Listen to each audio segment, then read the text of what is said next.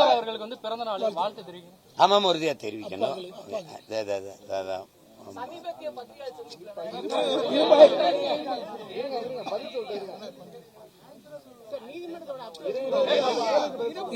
ஒன்னொன்னா சொல்லுங்க, ஒன்னொன்னா கேளுங்க.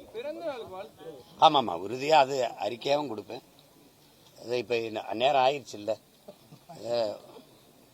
மாண்புமிக்க தமிழக முதல்வர் அப்பா ஸ்டாலின் அவர்களுக்கு என்னுடைய அன்பு நிறைந்த இனிய பிறந்தநாள் நல்வாழ்த்துக்களை தெரிவிப்பதில் மகிழ்கிறேன். வேற ஏதாவது கேள்வி?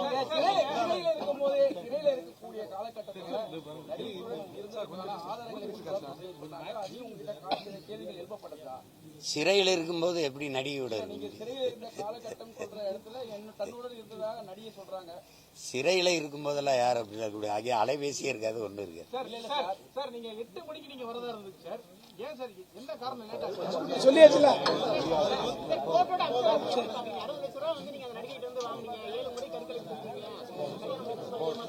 அதெல்லாம் அது வந்து உறுதிப்படுத்தாம அதை பதிவு செஞ்சிருக்க கூடாது. அதுக்கு தான் நான் உச்சநீதிமன்றம் போக வேண்டிய தேவை இருந்தது. நீங்க கஷ்டத்துல வந்து என்னை சந்திச்சாங்கன்னு சொல்றீங்க. அப்ப 60 லட்சம் ரூபாய் எனக்கு கொடுத்தாங்கன்றீங்க. இதெல்லாம் எப்படி? அப்புறம் 50,000 என்கிட்ட வாங்கினாங்கன்றீங்க. கஷ்டத்துல இருக்கிறவங்க எனக்கு எப்படி 60 லட்சம் கொடுக்க முடியும்? 60 லட்சம் கொடுத்தேன்னா முதல் புகார்ல ஏன் அதை பதிவு செய்யல? நீங்க திருமணம் ஆச்சுங்கிறீங்க, முதல் புகார்ல திருமணம் ஆச்சுன்னு சொல்லியிருக்கணும். 7 முறை கருக்கலைச்சிருக்கோன்றீங்க, 7 முறை கருக்கலைச்சம்னு சொல்லியிருக்கணும்.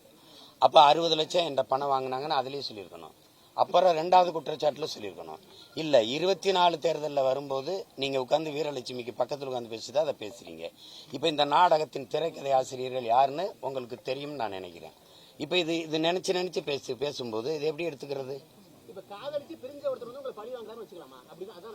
இது காதல்னு ஒண்ணு இருந்தா, காதலிச்ச ஒரு பெண் உலகத்துல யாராவது காதல்னு ஒண்ணு இருந்தா இப்படி முச்சந்தில நின்னு இப்படி கத்திட்டு யாராவது இருப்பாங்களா? இது காதலா கன்றாவியா?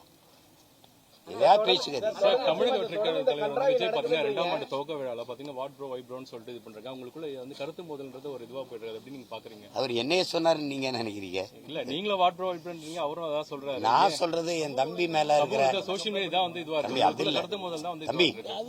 அவர் என்னைய சொன்னாருன்னு நீங்க நினைக்கிறீங்க? அவர் என்னைய சொல்லல.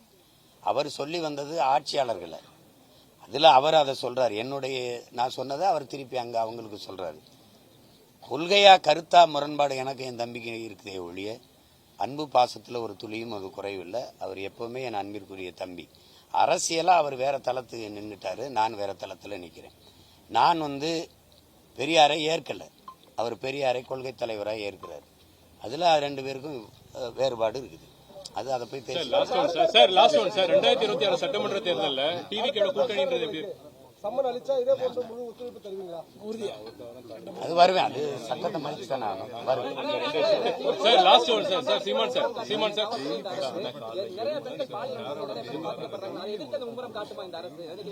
அதை எதிர்த்து நான் மட்டும்தான் போராடுவேன், இவங்க போராட மாட்டாங்க. அரசு காட்டல, அதை நான் கேட்டேன். நீங்க பல்கலைக்கழகத்திலேயோ பள்ளிக்கூடத்து பெண்களுக்கு மனநலம் பாதிக்கப்பட்ட பெண்ணை 8 பேருக்கு மேல வன்புணர்வு செஞ்சிருக்காங்களா? அதோ பொள்ளாச்சி கூட்டு பாலியல் வன்புணர்வுக்கோ நீங்க எந்த நடவடிக்கை எடுக்கல? அது எடுக்க மாட்டாங்க. ஏன்னா அங்க சீமான் இல்ல, இங்க சீமான் இருக்கான். சீமானை சீண்டணும். ஏன்னா ஒன்னே ஒண்ணுதான், அவங்களால என்னை சமாளிக்க முடியல. புரியுதா? என்னுடைய உளவியலை இவங்கள உளவியலா சாகடிக்கிறது தான். உங்களுக்கு புரியுதுன்னு நினைக்கிறேன். 2026 தமிழக வெற்றி கழகத்தோட கூட்டணி இருக்குமா?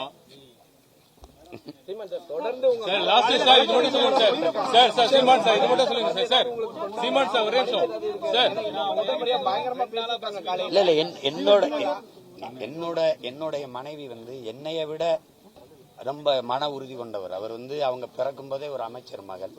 எங்க மாமா அவங்களுக்கு தெரியும். அவங்க இந்திய குடிமை பணிக்கு தேர்வு எழுதி அவங்க அதுக்கு பயிற்சி எடுத்துக்கிட்டு இருந்தவங்க.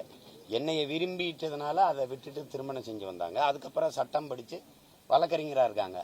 அவங்க வந்து என்ன சொல்றது, என்னையே விட சிறப்பா பேசுற பேச்சாளர் எங்க மாமாவுடைய மகள். அதனால அவங்களுக்கு இதெல்லாம் சாதாரணம். அவங்க எப்பவுமே ரொம்ப துணிவா இருப்பாங்க. இதெல்லாம் வந்து எங்க வீட்டுல விவாதிக்கவும் மாட்டோம், பேசவும் மாட்டோம். எங்க பிள்ளைகள் எங்க குடும்பத்தில் இருக்க யாரும் இது குறித்து கேட்க மாட்டாங்க, பேசவும் மாட்டாங்க.